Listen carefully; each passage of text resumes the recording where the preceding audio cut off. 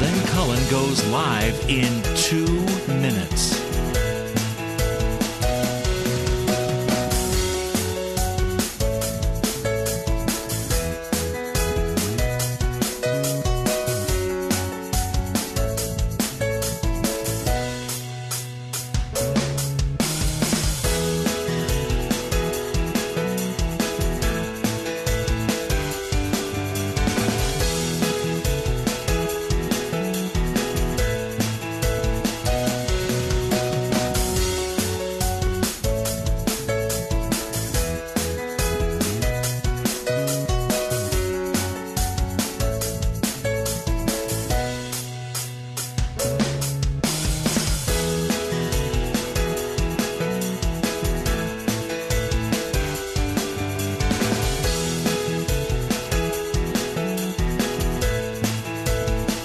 Lynn Cullen live in 1 minute.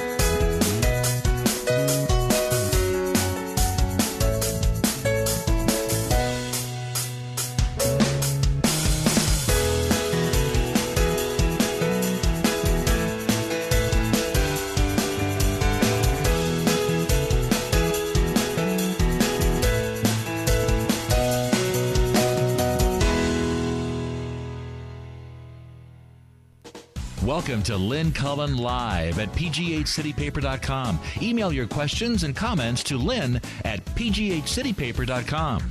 Well, hello and welcome to a beautiful Monday in Pittsburgh, Pennsylvania on February the 11th, where we were awakened today to startling news that the Pope himself has said, "Take this job and shove it." Amazing. Hasn't happened since 1415. So everybody's all at Twitter. And my understanding is the Pope did on his Twitter account, did announce this. He did come across his Twitter account, the first Pope to tweet his resignation. I think this is, for me, for this Pope, this is the best thing this guy's ever done, if you ask me. There's a Shakespearean quote, isn't there? Nothing so something him, oh God, I can't stand when I can't remember things. Something about the fact that the way he left his job, the way he left was the most memorable thing. And in fact, that may be the case. I mean, he forever will be the Pope who resigned. I was awakened by this because my cell phone, which makes a little noise when I get a tweet or a message, all of a sudden just started going bonkers around 6:15 or something this morning. And I tried to ignore it, and then I thought, oh, God, something awful has happened. It had to have been something big for this many people to be all of a sudden just going nuts. So I was terrified when I looked. I was so afraid some horror had occurred, and was greatly relieved to find out that, in fact, it was just Pope Benedict saying, I can't do this anymore. And speaking of social media, immediately a million joking tweets popped up, some of which were pretty darn good. I don't know if, I suppose very religious Catholics would take offense, but I have the suspicion that many of the people sending these, I think, funny and for some offensive tweets about the Pope's resignation are themselves Catholics, or as they might say, former Catholics, whatever. But I'm pretty sure they're Catholics. One of the good ones was, whoa, the Pope sure has set the bar high for something for what to give up for Lent. Isn't that good? That's pretty good. Yeah, I saw that. Did you see that? Isn't that sort of funny? Jess is not.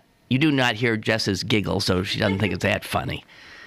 And then what was the other one? That Maria from Two Political Junkies, she had a lot going, but I thought they were funny. What was the other one I retweeted? It was... Here's Joe. I don't know Who? who the rap singer is. It's him. So what is it? It's okay. So what was the tweet? Ladies and gentlemen. Ladies and gentlemen, I give you the formerly infallible John Ratzinger. Joe Ratzinger. Yeah. I like That's funny. Ladies and gentlemen, I give you the formerly infallible. Yeah, because what does happen? You're only infallible when you're the Pope, right? So if you resign from popehood, you're then immediately a fallible mortal once again. Yes, he was Cardinal Ratzinger. Definitely a unpleasant sounding name, to say the least, but he's got to go back to it now. He's just, and I guess he's not going to be a cardinal. He can't be a cardinal. He'll be a priest, a bishop. No one knows what to do with him, so he'll be wandering around the Vatican, and this will be odd, definitely odd. Hey guys, I'm having a email issue today with the account that most of you use to communicate with me. And that would be the PGH City Paper site. And it's just acting insane. And I don't think I'm going to be able to get anything on it. So, just I said that, of course. Did it work? I clicked on something, and there it was. Well, you can try that. You can also, I will be checking my other account, Cullen Show at yahoo.com. Cullen Show at yahoo.com. Okay? So if you got anything you want to say about Mr. Ratzinger, feel free. I actually, seriously, I want to say I think it's commendable that if you don't feel up to the job by virtue of your age, and he doesn't feel as sharp as he was. I mean, he's got a tough job. That's a tough job. That I think it's commendable that you'd say, you know what, I don't think I'm the guy for this job anymore. I don't think I can do this, and to step aside.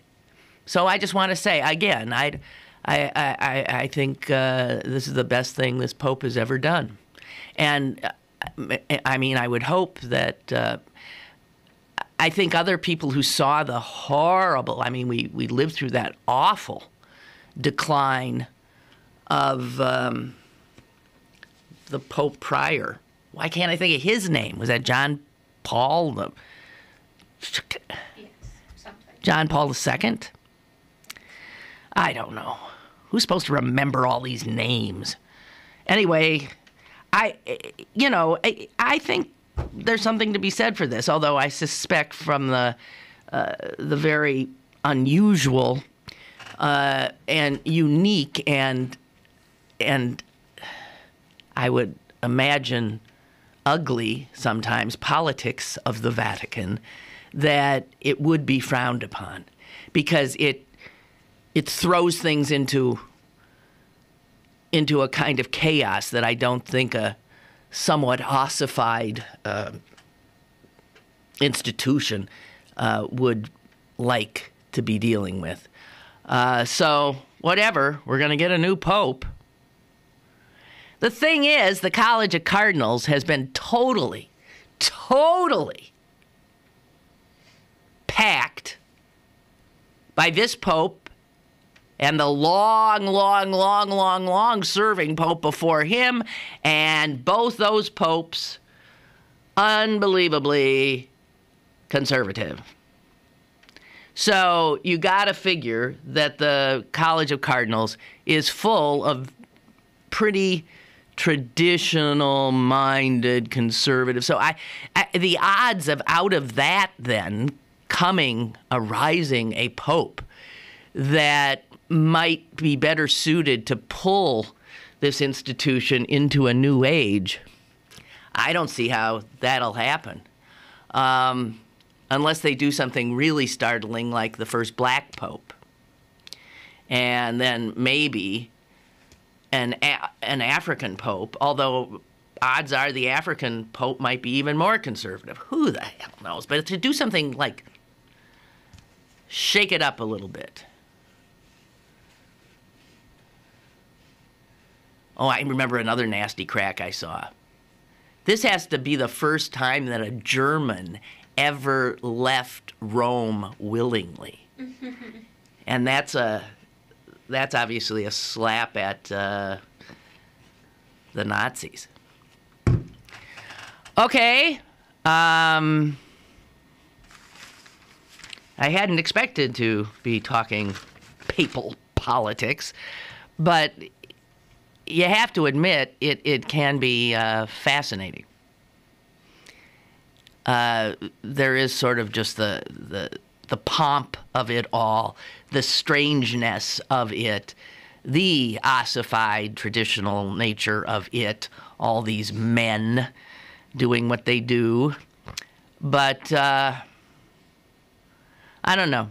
This Pope drew a really tough hand, I guess, in many ways, coming after such a popular Pope, a Pope who had a sort of Reagan-esque ability to communicate and had something approaching charisma. And this guy, the whole pedophilia thing really blowing up on his watch. And then he just seemed to make trouble for himself all the time, saying things that were not wise, I don't think. And I don't know that he'll be much missed.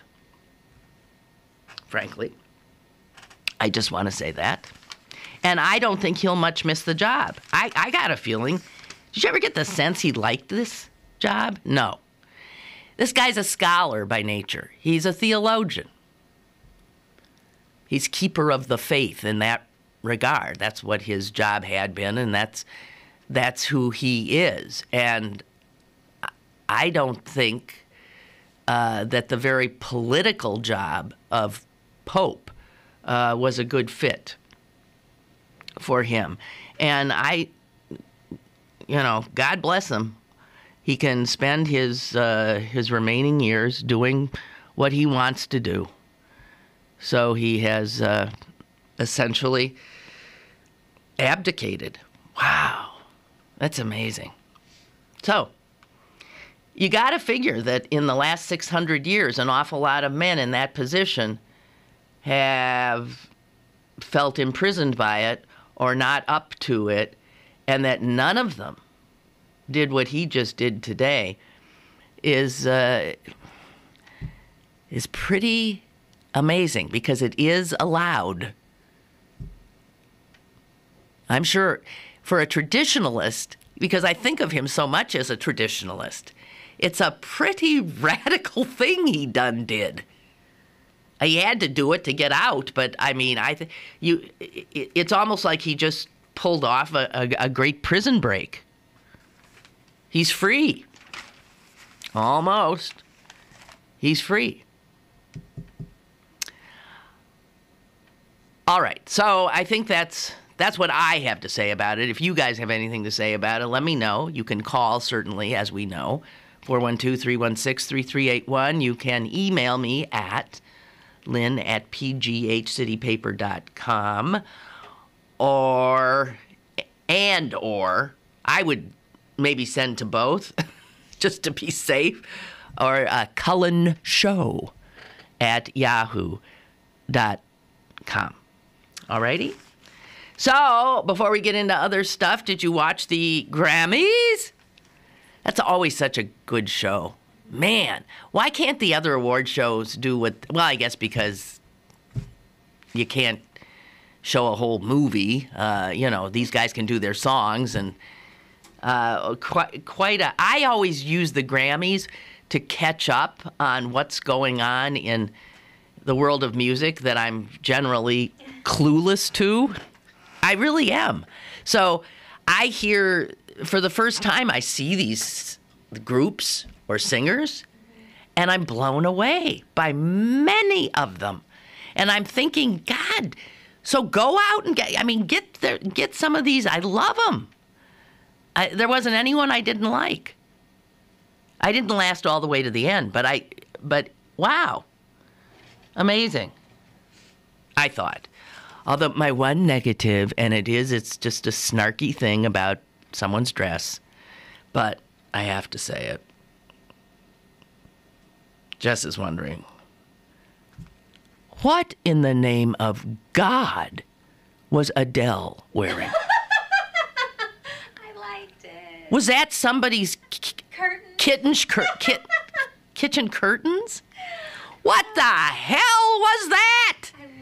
I mean, this is a woman who I understand is almost always dressed in like a funereal black. Mm-hmm. And to all of a sudden, it's sort of like the Pope, who was always so traditional, all of a sudden freaking everybody out, doing something that hadn't been done in 600 years. And here's Adele, who never wore anything but black, and she shows up in a print from hell. It was the ugliest and most unflattering thing I have ever seen in my life.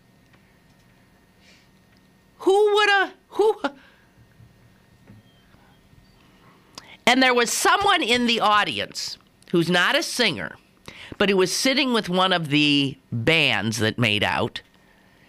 And by virtue of her dress, she was evident in almost every shot you saw. I kept seeing her. Do you know who I'm talking about there? She was wearing a color. It shows how important color can... No. Shows she's not a singer. Shows how important color can be. How a color in a sea of black and sparkles and stuff like that, an odd color will jump out. Lena. There was a woman sitting in an aisle seat wearing what would you call that color? It was horrible. A mustardy yellow. Yeah. But very bright. And even in big shots of the entire Staples Center, you would see this spot of mustard. And it was Lena Dunham of Girls, who walked away with a lot of Golden Globes recently. She's the creator and star of the HBO series Girls, which I think is brilliant. And she's 25 years old. And I get the impression she does not know how to dress. I've said this before. She and Adele should be sent away somewhere to some kind of reprogramming camp. These two incredibly talented women who don't know how to dress. Hey! But she was there with her good friends. Who were the guys from Akron, Ohio? Who went the Black Keys?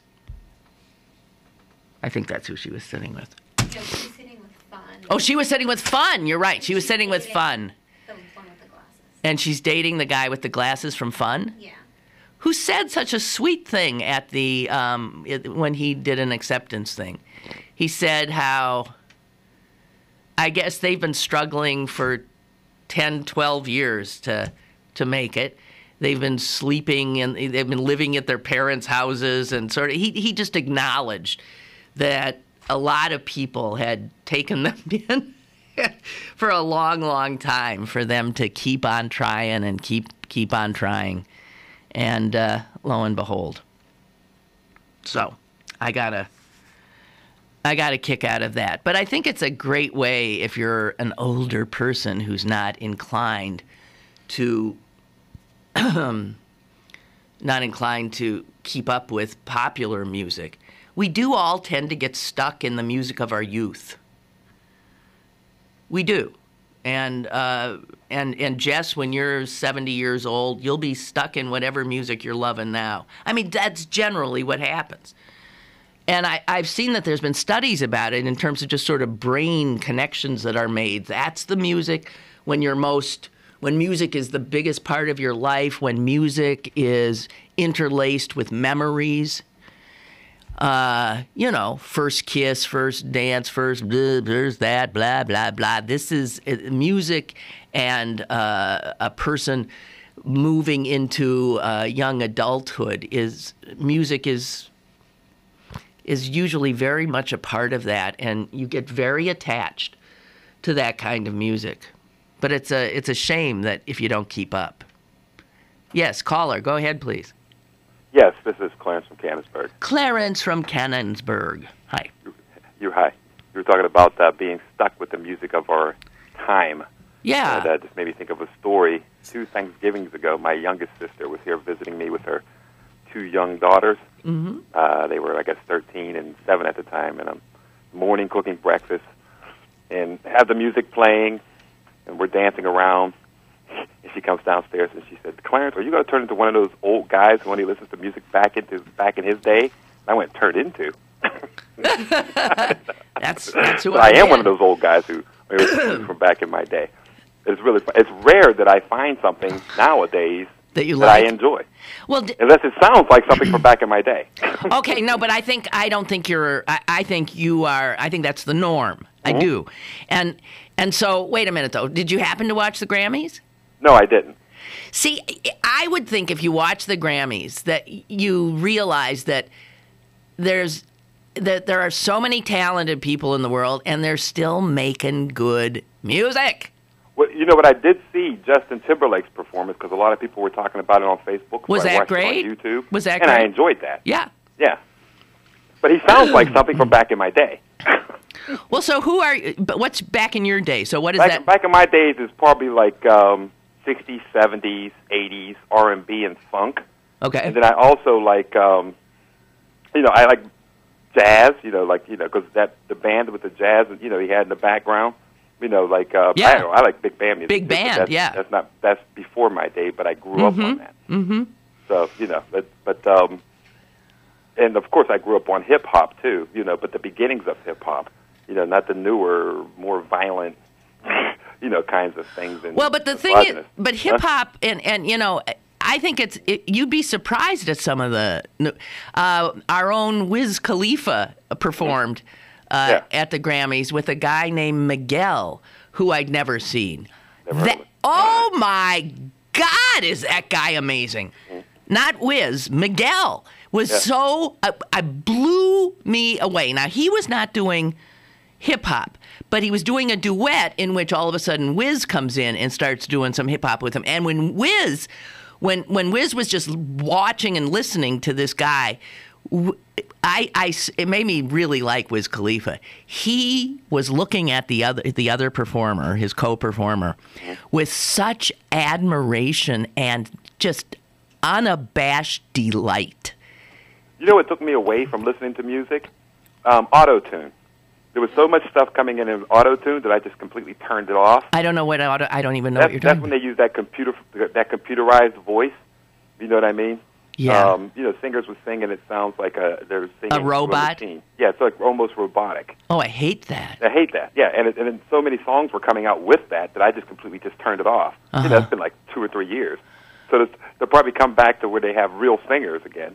Well, let me tell you, there were a lot of real singers, some wonderful voices, some things that sound almost like, wonderful, almost folky. Wonderful stuff. You watch the Grammys next year. Well, I can, they'll be on like Hulu or something, and I can. Okay, well, check them out and tell me if you don't think, wow, there's a ton of talent here. Yeah. What I like about the new music industry is that you can basically be a nobody, put your stuff out there on iTunes or whatever, or YouTube, and become a star. That's right. Yeah. That is correct. I mean, Wiz Khalifa's production house and his people are right here in Lawrenceville. Yeah. Well, I think he built his mama house down here in Canonsburg, though. Did he? Yeah. How nice. And I saw him. They showed him in the audience with his I think fiance. I don't know if he's married to her at this point. And it was when there was something was playing that she might, that was way before their time. I forget exactly what it was. And I saw him very excitedly talking to her. I got the impression he was saying to her, and that guy did this and this one did that, trying to tell her who it was. He just looked like somebody who could not believe where he was, and and so joyful about it. I loved watching his unabashed joy. Can I go off on it's still about music, but it's almost a tangent. When I was a kid growing up, you had the little console stereo in your house. There was always records playing and people dancing around and stuff like that. Right. And nowadays, people are walking around with music earbuds. Yeah. So you don't not share it. Experiencing the music together. Right. But that's huge. That's huge. That's like a huge thing. That is huge. Yeah, because I'm trying to get my niece, great niece actually, more into music. Uh-huh. She likes music, but I never know what she's listening to. She's got to pull her earbud out and put it in my ear. I'm like, could you just put that on a stereo or something? Like we can dance around. We can't even have fun. Well, you can put it on there are things you put it on and yeah. I got to guess, but I should just get her one. Stick that thing in there. Okay, but right. it's good music still happening. After I get done listening to the Lynn Cullen show, maybe I'll turn on. You're such a rot. Yeah, but I'm turning into an old curmudgeon, I told you. Don't do it. Don't do it, okay? Okay. Bye. All right, bye. I'm trying so hard not to be a total curmudgeon and to stay young-ish, to stay in touch, and not to think that... Again, I watched with my two old friends that often watch these things. I forced them to watch the first part of the Grammys with me. These are the ones that didn't like the halftime at the Super Bowl. And they just are not, they're closed-minded about the music. It's amazing. Hello, caller. Hello. I'd like to talk to Lynn, please. This would be Lynn. This is she. Hello? You're talking Hi, to... Lynn. Yes. You mentioned earlier, and I hope somebody else didn't call in while I was researching this. You said the Vatican may have the first black pope. Well, they have had 3. And they're the real thing. Cool. After I checked Google, because I was aware of this. I checked Google, and then I went to verify World Almanac, and they are listed. Who are they? There's a Pope Victor, a Pope St. Milius Piatus, and a St. Galasius, 492, 496. 3 black popes. So there you go. They're more progressive than our Congress. How about that in our country? Well, we, for the first time in a long time, have 2 black senators serving at the same time. However, both were appointed. Well, my hearing's lousy, so okay. whatever you're Bye. Responding, I'm not catching it. All right, okay. So bye. I'll get off and listen to you on the okay. on the web. Bye-bye. Bye. Aw. Okay. Well, I was just saying. Well, I won't repeat it. It is everybody's making me, and there are 2 African American senators, and nobody mentions. Yeah, and they weren't elected. They were both appointed. One appointed by Nikki Haley, governor, and the other appointed by Deval Patrick, governor. And they haven't stood for election. It says something. Okay, so black popes in the early history of the church. That's interesting. All right. And somebody's telling me what that Shakespeare I was trying to remember. Nothing, you're telling me that's from Macbeth? Gee, I would have thought, okay. Nothing he did in his life became him so much like the leaving That's not right. Like the leaving of it? Is that the true quote? Nothing he did in his life became him so much. Like the leaving it? That doesn't sound right. I mean, that's the gist. Is that it? Oh, well. Thank God for Google. I got to get a break in here, guys. Yeah, let's do a break. We'll be right back. Email your questions and comments to Lynn at pghcitypaper.com or call Lynn at 412-316-3381. Lynn Cullen Live will return in a moment. Join 1 Billion Rising Pittsburgh for a global day of festive resistance to end violence against women. 1 billion women assaulted and raped worldwide is an atrocity. 1 billion people dancing to end violence is a revolution. We will rise on V-Day, February 14th, 12 to 2 p.m., Market Square. www.onebillionrisingpgh.org. Strike, dance, rise. Go to bergbargains.com for great deals on meals from your favorite local restaurants, museums, and shows. This week only, get discounts up to 20% on gift cards to Applebee's. Supplies are limited. bergbargains.com, Pittsburgh's best bargains. bergbargains.com. You're listening to Lynn Cullen Live at pghcitypaper.com. Once again, here's Lynn Cullen. Yeah, and Ray's telling me St. Augustine was from Africa. He was the Bishop of Hippo. But is St. Augustine, was he black? I mean, Teresa Hines Carey's from Africa. She ain't black. I'm just asking. Because the north of Africa, that could be Semitic. Is that black? That's not black. That's brown.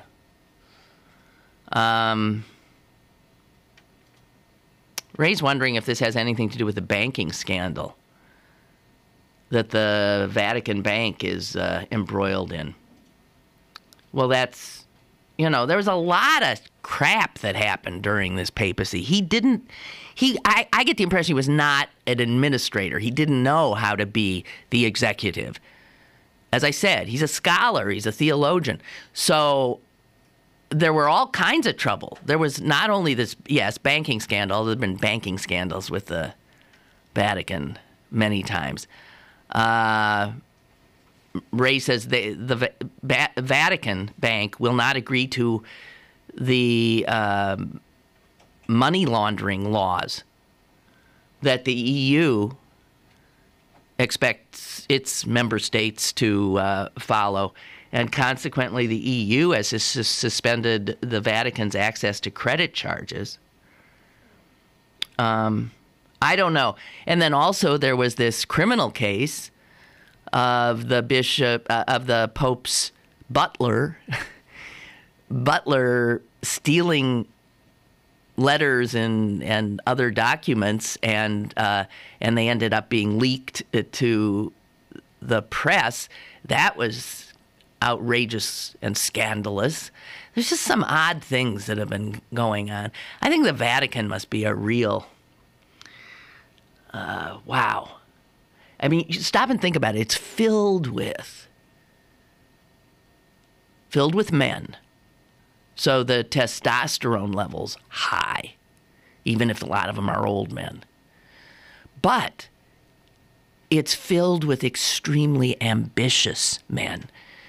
Because in any hierarchical structure, which the Catholic Church is, in order to rise up that pyramid, you gotta work at it, and that means knowing how to play the political game that is required. You don't get to be the bishop and the archbishop and the cardinal and the pope without knowing how to play the system. So you got to figure Benedict, to a certain degree, must have known. But I don't think it was his, it wasn't a passion with him. I just can't imagine the Vatican. Wow. Well, we'll be up to our eyeballs in Vatican talk now for a while, so I should just shut up because it's just starting. I came across the most bizarre story, and I have to share it with you.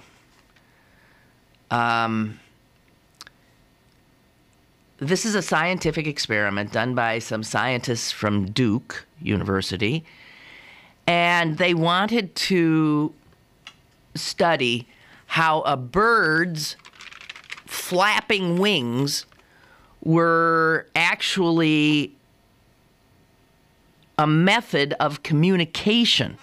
They're not just a method of, becoming airborne. They're also used to tell another male for something. They said certain way that a wing can wave can be, and pun intended, like flipping the bird to another bird.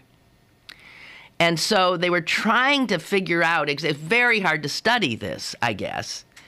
And they decided that what they needed is a bird that they could manipulate to make certain movements and then watch the reaction from other birds. They're trying to get the wing language down. So listen to what these guys did.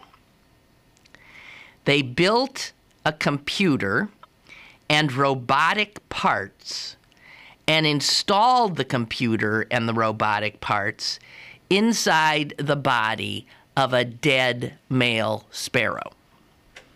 So you got a little dead sparrow, and he's been outfitted with all of these gizmos that will appear to reanimate him. And they stuck this dead sparrow, robo-sparrow, in a nest in Pennsylvania. Why they had to go all the way, if they're at Duke in, North Carolina? They came all the way up here to Pennsylvania where they thought they had found the perfect nest. And they stuck this robo-sparrow in the nest. And live male sparrows came to look at this newcomer.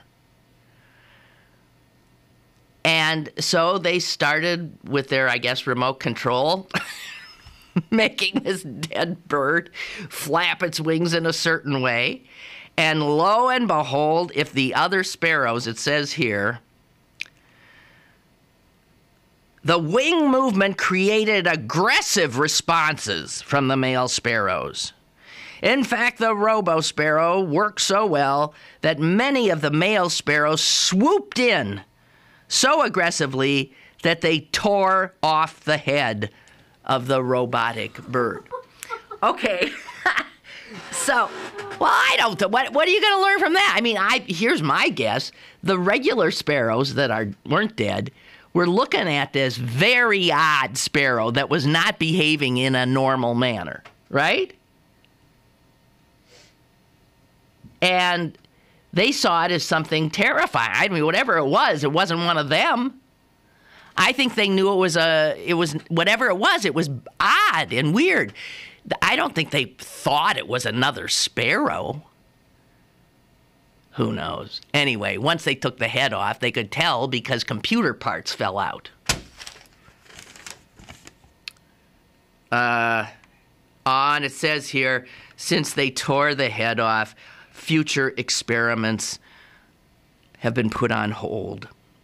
So much for that. That one's for the birds. The birds have spoken. It's just amazing what some of these scientists do. And I guess I can see where they thought that might have worked, but I don't think you learn anything because that's not a normal sparrow. And I would think, a sparrow knows a sparrow, even if it's, this was a sheep in, wolf's clothing. A wolf in sheep's clothing. Whatever. You get the drift. Good God. Okay, I don't listen to AM radio or FM radio or any of that radio. Tell me about the guy at the X. Anybody know what's going on there? You haven't heard about this? Sounds very interesting. It could be that a guy named Tim Benz, who I've heard of, he's a morning drive time guy at 105.9 The X. And it says here, Friday may have been his last day. This was in the Saturday. And, you know, apparently what he did was express a desire for gun control. I'm not kidding. I'll just read you the quote. I'd sure like to know. I think this guy may have gotten canned, if he did get canned, for having the wrong political view.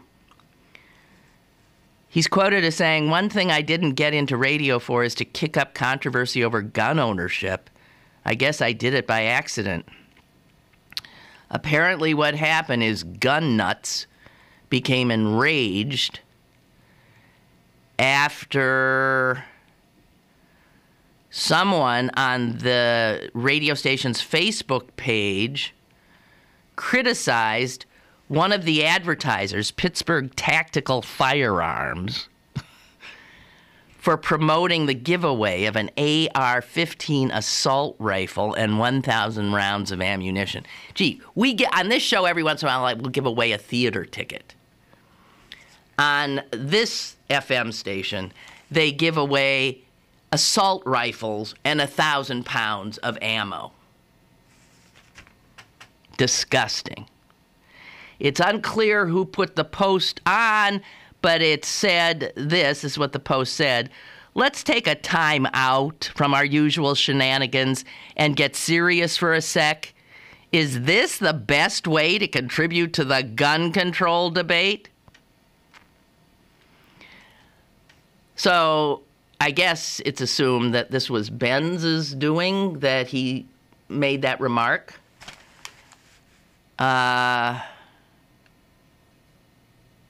And then this gun, Pittsburgh Tactical Firearms, I don't know where that is, but these are the geniuses who are giving away the assault rifle and the 1,000 rounds of ammunition. They then wrote on their Facebook page, wow, so Tim Benz is resigning because of retaliation from negative comments made about my company and the Second Amendment. Goes to show you what happens when you bash the Constitution on the air. And he also said, look, this is the guy who owns the gun shop. You're the radio host of a show with a blue-collar following, and you bash their Second Amendment rights, you're going to get canned. Benz has declined to comment about whether he was canned or not, but it sounds like, and his bosses, the lovely media giant Clear Channel Communications, refused to comment.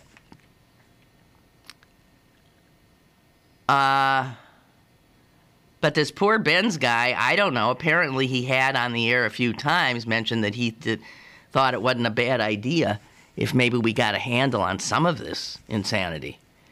And he's quoted as saying, "It's a personal battle that I may have waged on the airwaves too often for this format. It's a topic I feel passionately about, and that passion has gotten in the way of doing the show in the manner it should be done." He sounds like a guy who's maybe desperately trying to say the right things now so that he maybe gets his job back. "I care too much about it, and my opinions seem to be misunderstood and polarizing. I plan to honor the remaining terms of my contract with the company in whatever way the company sees fit, be it on the air or off." Sounds like a guy who's lost his job. He lost his job for suggesting that it wasn't exactly a great idea right now to be giving away an assault rifle with 1,000 rounds of ammunition. And he gets canned. Wow.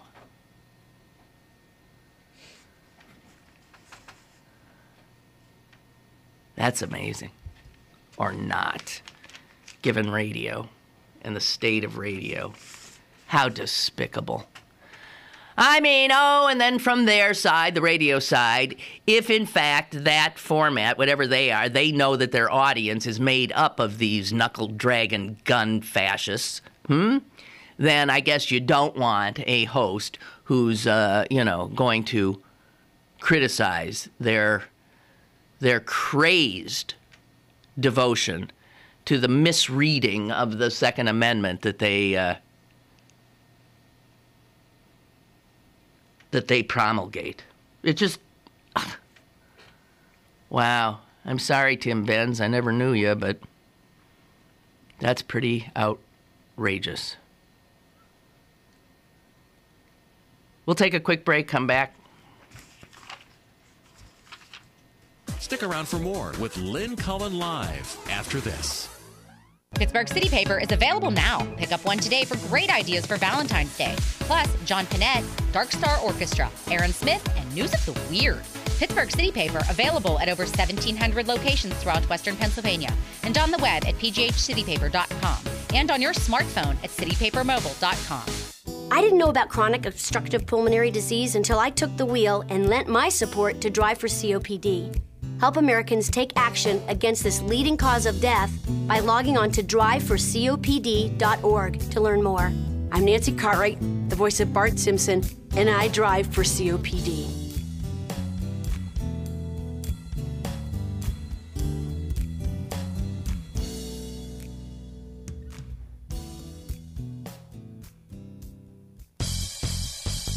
Have a question or an opinion? Call Lynn Cullen at 412-316-3381 or email lynn at pghcitypaper.com.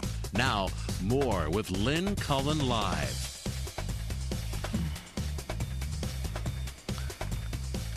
Okay, here too is somebody whose career took a dive because they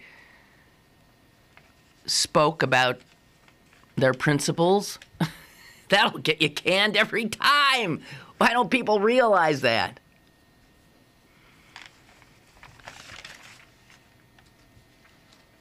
I know this guy's work, but I never knew his name. His name is John Kerr, or Kerr. I don't know if he pronounces it that way. He was an actor. He won a Tony Award in the 50s for Tea and Sympathy.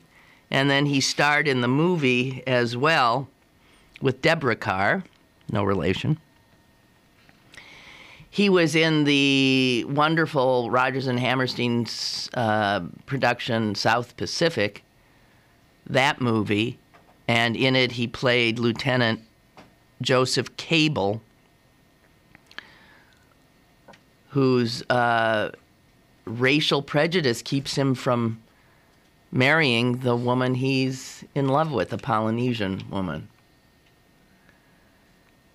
So South Pacific dealt with racial issues, and Tea and Sympathy dealt with gay issues. And this is a guy who apparently his politics were such that he gravitated to roles that forced conversation excuse me, about these kinds of controversial issues. It just so happened that I came upon the movie that he was offered the lead in 1956, Warner Brothers movie called The Spirit of St. Louis. Maybe you have seen that. That's about Lindbergh and his solo flight across the Atlantic in the plane called The Spirit of St. Louis. And John Kerr was offered the leading role. And he turned it down on political grounds. He publicly turned it down because he said, I don't admire the ideals of the hero in this movie. And what he was, of course, referring to was he was saying, I don't want to play Charles Lindbergh because I do not admire him. And where he was coming from, excuse me, my voice, where he was coming from was, of course, Lindbergh's very open love of the Nazis. Lindbergh was an anti-Semite. Lindbergh was a Nazi lover. Lindbergh was, by all indications, a pretty disgusting human being. Happened to be a great aviator. And so he turns down this leading role. He'd never been offered a leading role in a movie before. Turned it down and then dissed Lucky Lindy. Well, the movie I saw, the movie was made, and the guy who played Lindbergh, the actor who had no problem playing Lindbergh, was Jimmy Stewart. And he plays Lindbergh in that movie. And after that very public sort of statement of his refusal to idealize Charles Lindbergh, this guy really didn't get any offers. So that was sort of the end of his career. He showed up in a few things here and there, but did a lot of TV. And then he just thought, well, screw it, and he went and got his law degree, and he practiced law in California. So an interesting life to go from, he had a Harvard degree, he wanted to be a stage actor, but the success of his Tony-winning performance in Tea and Sympathy on Stage got him to Hollywood for the film version. That, his great work in that, gets him offered the South Pacific role. And then Warner Brothers offers him Lindy, The Spirit of St. Louis, and he says, I don't want to play that jerk, and I'm not inclined to create this, heroic impression of him.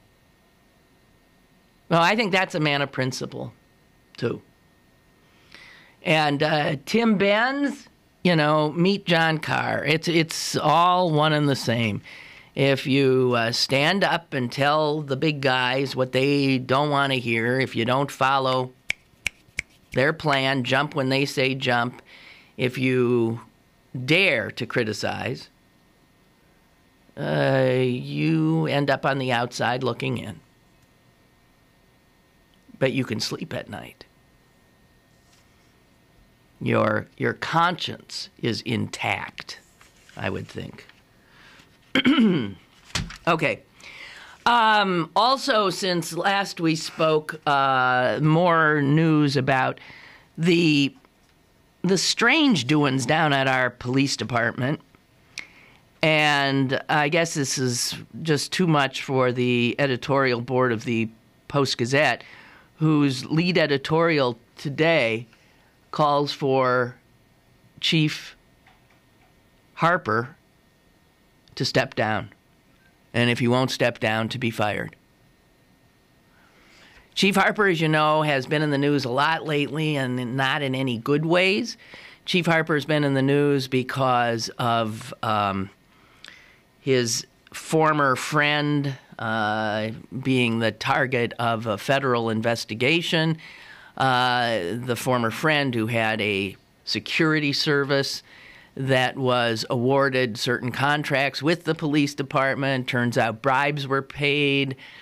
Then we find out that the chief has created a corporation, a security firm, with 4 of his subordinate officers, one of whom he then kicked upstairs to, I believe, from sergeant to commander. And we were told by the DA that this is not illegal for the chief of police to enter into a private business with 4 subordinates. It might not be illegal, but obviously this is unwise. And whether or not it's illegal, it certainly should not be allowed by the rules of the department or of city employment.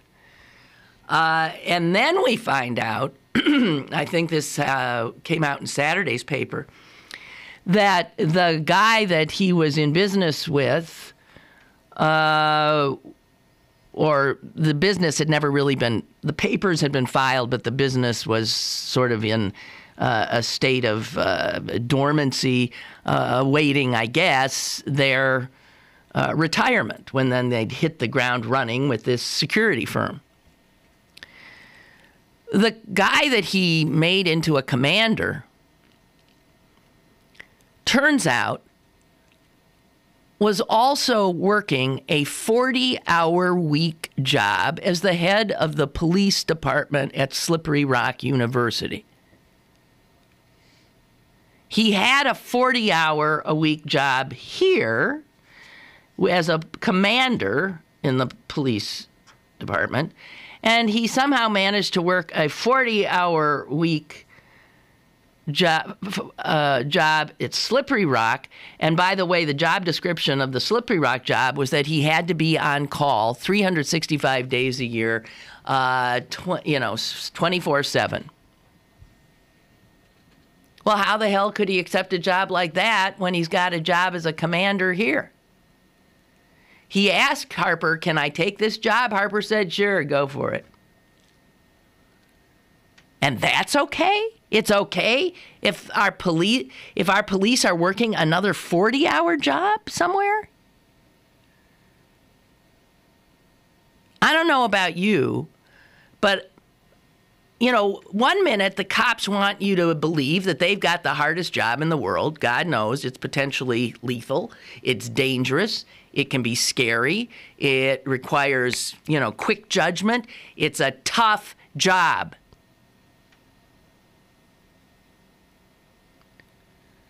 But it's the kind of job that requires you to be at your best.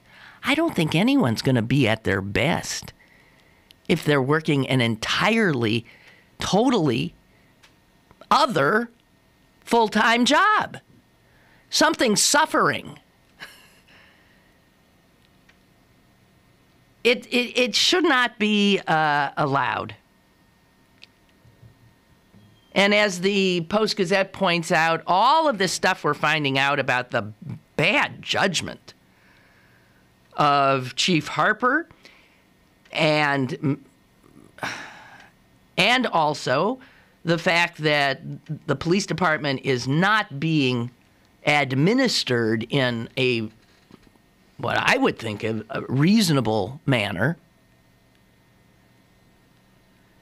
I wouldn't want a commander working under me to have another full-time job. I would think the job I just elevated him to fill is very much a full-time job and might in fact be over 40 hours a week. And for Harper to say, "Yeah, sure, go for it. What the heck? Why not? Make lots of money." So the Post-Gazette says that, all of this with Harper comes at a time when the police department is facing significant questions of public safety. Most notably the murder of a woman soon after officers responded to her call for assistance, but then left without speaking to her. Left after her killer comes through a window and says, "Everything's fine, bye." This comes when we have the police chase that ended with all these off-duty officers who are moonlighting as security at all these bars on the South Side, firing all over the place, firing into one car that wasn't even the car.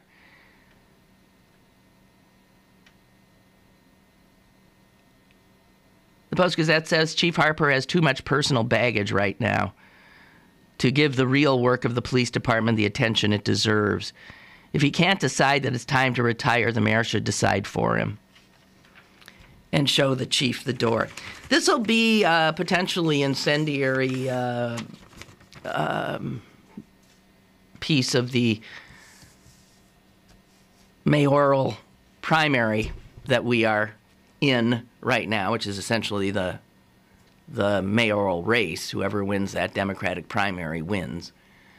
And I don't know. I'm not aware of any strong statements made by either Mr. Lamb or Mr. Peduto about this.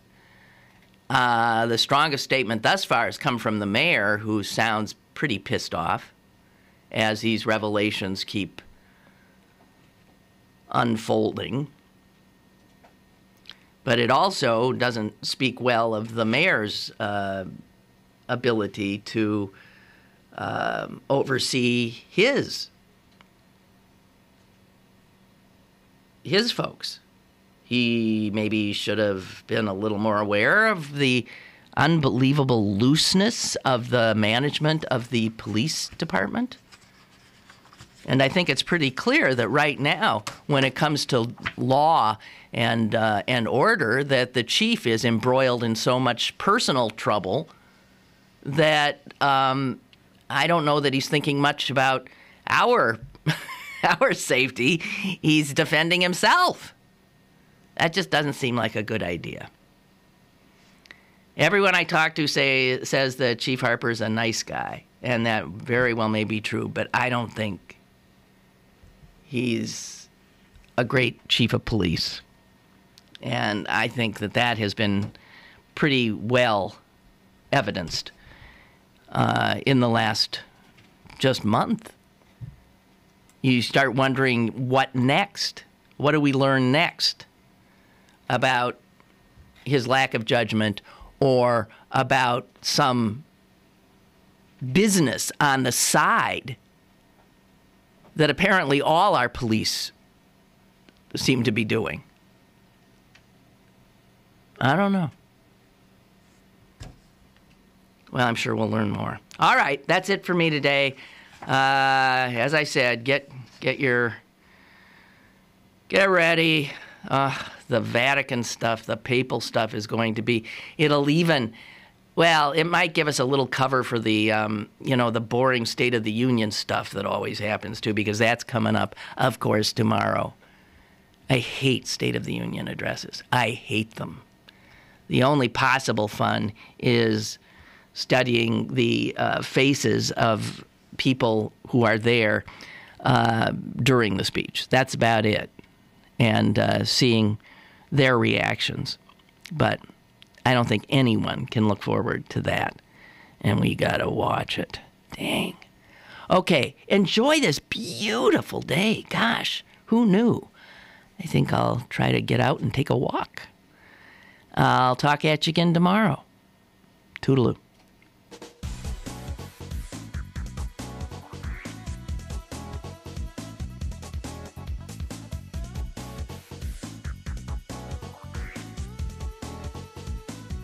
Lynn Cullen Live, Monday through Friday from 10 a.m. to 11 a.m. and archived at pghcitypaper.com.